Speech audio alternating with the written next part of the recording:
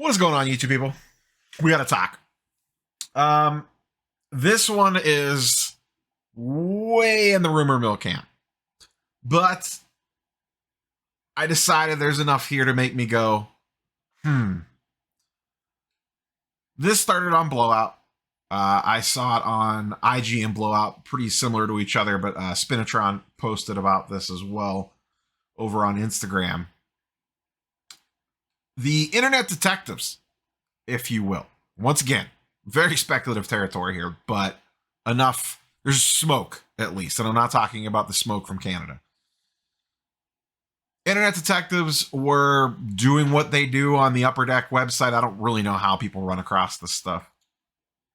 And on the Upper Deck store website, there is this little section here that lists exclusive Upper Deck athletes. We have Jordan, McDavid, Woods, Gretzky. Click this little arrow button. Anthony Davis. Some guy I'm not going to try to pronounce his name. Ben Simmons, of all people. Patrick Waugh. Some hockey guy. And I don't know if you can hear me clicking the button, but that's the end of the list. I clicked one too many times. That's the end of the list. There's somebody missing. Who's missing? I feel like they have another really big exclusive signer, and I don't see him on this list. Oh, wait! LeBron James. LeBron James, at least on this webpage, has been removed from the exclusive Upper Deck athletes. Now, his merchandise is still for sale, and if you click over here, the Blowout Detectives also caught. So they have an athlete section. LeBron is listed here, but what's missing? There's something missing here. Oh, the exclusive part. Could be nothing, could be everything. I'm just saying, we are less than a month away from the National. Boy, oh boy, would a new card company like to launch with a splash. Not that Fanatics is new, but you get where I'm going here. We are in that time frame when if you got a big news story that you're about to drop on everybody, now would be around the time that you would do that, or you would be getting ready to do that. Now, I do not know the details on LeBron's Upper Deck, air quotes, lifetime deal. Once again, this could be a big nothing burger, or it could be a, If you remember a few months ago, maybe a month, 2 months ago, I had mentioned in a video, there was a couple coincidental things that happened all at one time. Bronny James, LeBron's son, was announced that he was going to be signing for Fanatics products for Topps All-American or McDonald's All-American product in this upcoming year. That product has not yet launched, which was an interesting thing because LeBron is Upper Deck exclusive. Clutch clients tend to be Upper Deck exclusives. Within 24 hours of that news coming out, and I forget the gentleman's name, but one of the key members of Clutch left Clutch to go work at Fanatics in athlete relations. And I did a video on this, and I went, I'm not saying, but boy, does this seem a little coincidental.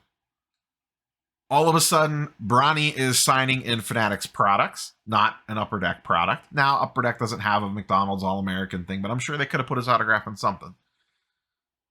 All of a sudden, Bronny's signing in Fanatics products, and a member from the Clutch management team is hired by Fanatics for athlete relations.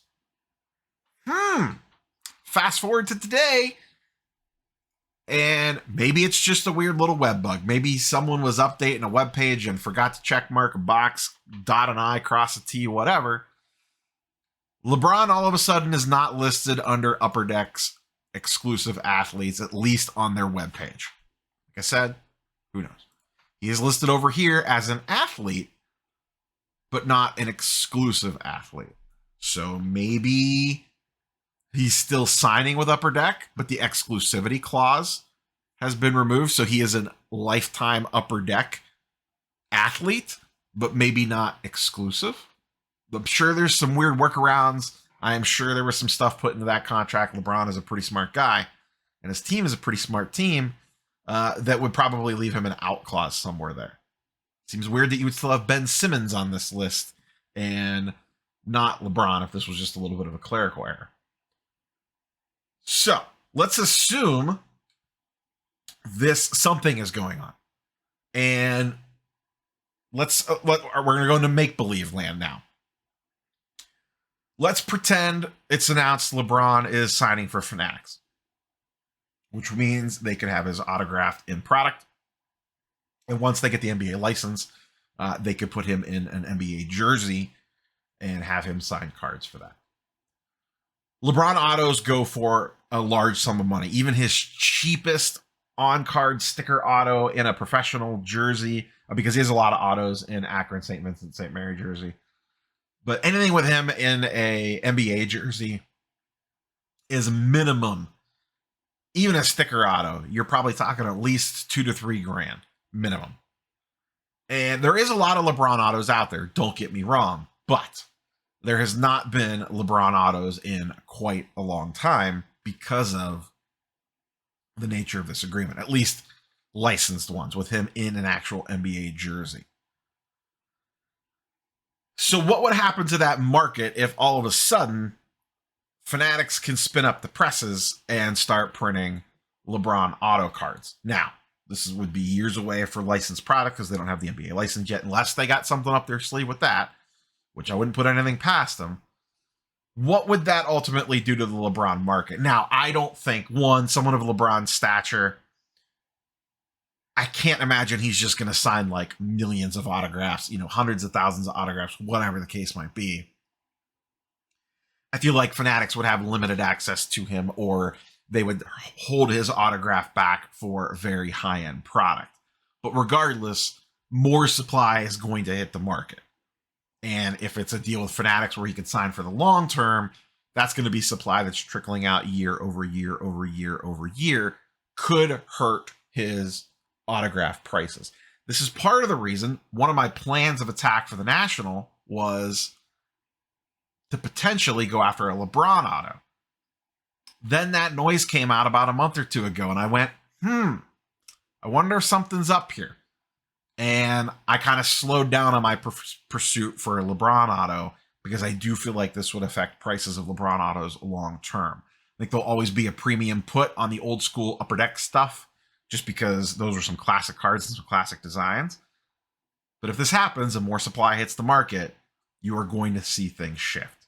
So, what do we think? Is this just a bunch of nonsense? Is this just a bunch of the internet freaking out about nothing?